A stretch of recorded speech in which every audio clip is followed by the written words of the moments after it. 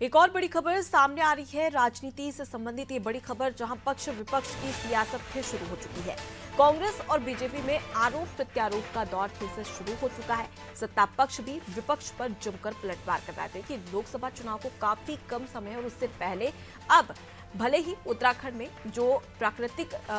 पारा है वो भले ही काफी ठंडा हो, लेकिन राजनीतिक पारा यहाँ पर हाई होता हुआ नजर आ रहा है। आरोप प्रत्यारोप का दौर फिर से शुरू हो चुका है, लेकिन ये आरोप प्रत्यारोप क्यों हो रहा है इसकी जानकारी ले लेते हैं। सोनू हमारे साथ में जुड़े हुए हैं। सोनू, तपोभूमि और देवभूमि कही जाती है उत्तराखंड, जो कि शांति का प्रतीक है, अब वहां पर राजनीतिक पारा एकदम हाई हो चुका है। शब्द बाण किस प्रकार से उसके तीर छोड़े जा रहे हैं और ऐसा कौन सा मुद्दा है जिससे एक बार फिर से सियासत देखने को मिल रही है?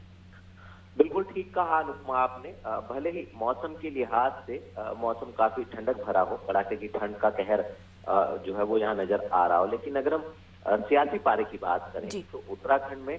जो राजनीतिक दल हैं, मुख्य धारा के जो राजनीतिक दल हैं, उनमें एक पार्टी के नेता दूसरी पार्टी पर लगातार सियासी बाण से हमला कर रहे हैं और जो जुबानी जंग ये नेताओं में देखने को मिल रही है, इसका उद्देश्य सिर्फ और सिर्फ आगामी लोकसभा चुनाव को हम जोड़ करके देख सकते हैं। एक तरफ मुख्य विपक्षी पार्टी और सत्ताधारी पार्टियों चुनावी रणनीति बनाने की कवायद में जुटी हुई नजर आ रही है और दूसरी तरफ विपक्षी दलों पर, विपक्षी पार्टी के नेताओं पर लगातार मुद्दों को लेकर के आरोप लगाए जा रहे हैं। अगर हम राज्य की मुख्य विपक्षी पार्टी कांग्रेस की बात कर लें तो कई मुद्दों को लेकर के कांग्रेस के प्रदेश अध्यक्ष ने सत्ता पक्ष के नेताओं की मंशा पर सवाल खड़े किए हैं और जो विपक्षी नेता हैं वो इस वक्त जो कुछ समय पहले उत्तराखंड का बहुचर्चित अंकिता भंडारी हत्याकांड जो सामने आया था, उसमें लेकर के वीआईपी का जो नाम है उसको लेकर के सियासत कर रहा है और कई सवाल भी खड़े कर रहा है। और जो सत्ता पक्ष के नेता हैं वो लगातार इस पर षड्यंत्र की बात भी कह रहे हैं और चूंकि मामला कोर्ट में विचाराधीन है, कोर्ट से पीड़ित परिवार को न्याय मिलना है, लिहाजा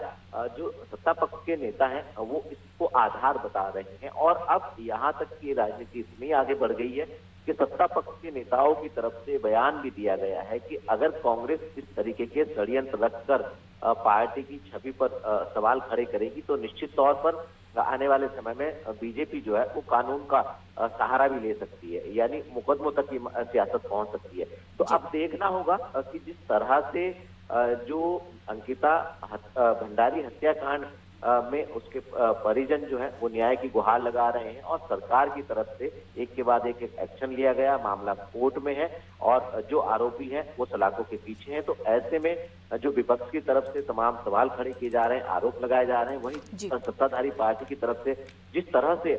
जमकर के पलटवार किया जा रहा है, तो अब देखना होगा कि ये जो सियासत है ये लोकसभा के चुनाव से पहले आखिर किस दिशा में आगे बढ़ती हुई नजर आएगी। जी बिल्कुल, तब ऐसे में देखने वाली बात होगी क्योंकि लोकसभा चुनाव को काफी कम समय बचा है और इसी दौरान फिर से मुद्दा उठना और उसके बाद में पक्ष विपक्ष में टकराव देखने वाली बात होगी कि किस प्रकार से आने वाले समय में इसका नतीजा निकल पाता है। फिलहाल के लिए बहुत शुक्रिया सोनू, तमाम जानकारी हम तक पहुंचाने के लिए। तो देखिए, पक्ष विपक्ष में सियासत अक्सर देखने को मिलती है, लेकिन एक बार फिर से ये सियासत देखने को मिल रही है और ये सियासत इसलिए हो रही है क्योंकि अंकिता भंडारी हत्याकांड में एक बार फिर से विपक्ष पक्ष पर और पक्ष विपक्ष पर आरोप लगा रहा है। अब ऐसे में देखने वाली बात होगी कि आखिर ये जो आरोप प्रत्यारोप का दौर है वो कब तक ऐसा ही जारी रहता है।